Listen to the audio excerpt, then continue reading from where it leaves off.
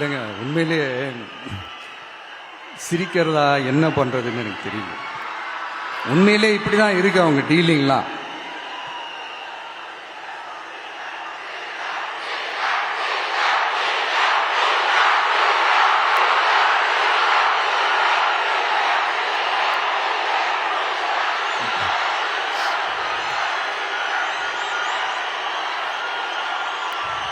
இப்படி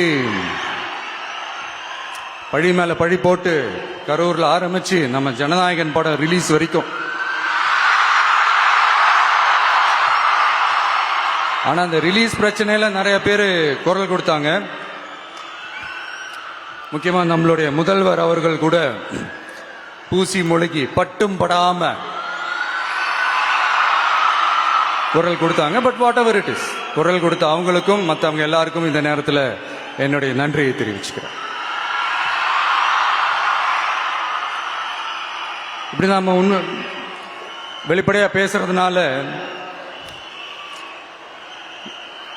சிஎம் சாரோட மனநிலை இப்ப எப்படி இருக்கும் தெரியுமா? ஏற்கனவே கட்சிக்காரங்க தொல்லை தாங்க முடியல, தூங்க விட மாட்டாங்க. இந்த விஷயம் வந்து தூங்க விட மாட்டான். நம்ம பாட்டுக்கு ஹைவேல சைக்கிள்ல சோலாவா போலான்னு நினைச்சோம்.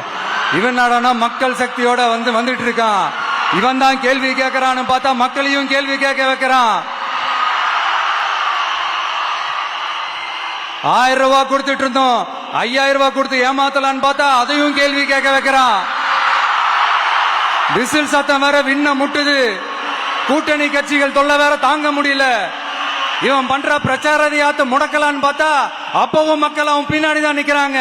என்ன பண்றது ஏது பண்றதுன்னு தெரியாத ஒரு மனநிலையில இருப்பாரு. ஆனா சார், நீங்க இந்த விஜயம் முடக்கலாம். ஆனா ஒவ்வொரு வீட்டில் இருக்கிற ஒவ்வொரு விஜயையும் உங்களால முடக்கவே முடியாது.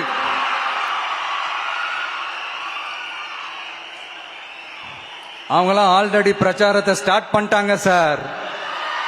வீட்லயே குடும்பமா இறங்குவாங்க பாருங்க பிரச்சாரத்துக்கு. அப்ப உங்களால மட்டும் இல்ல, எந்த